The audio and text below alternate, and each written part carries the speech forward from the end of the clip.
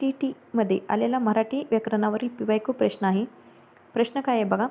तुझ्या घरावर कौलारावर असेल बरसत यातील अधोरेखित शब्दाचे व्याकरण ओळखा असं त्यांनी सांगितलं आहे.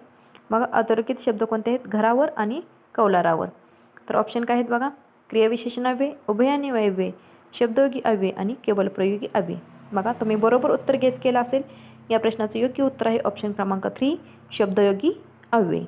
तर शब्दयोगी अव्यय आपण कशाला म्हणतो तर नाम आणि सर्वनाम याला जोडून एखादा शब्द आला आणि तो त्याच्याशी संबंध दाखवत असेल तर त्याला काय म्हणायचं? शब्दयोगी अव्यय. आपण शब्दयोगी अव्यय कसे ओळखायचे तर त्या शब्दावर असे वर खाली, झाडावर, झाडाखाली, खाली जे असे झाडातला जोडून कुठला आला शब्द खाली, अशा प्रकारचे जर शब्द आले तर तेव्हा तुम्ही त्याला काय म्हणायचं?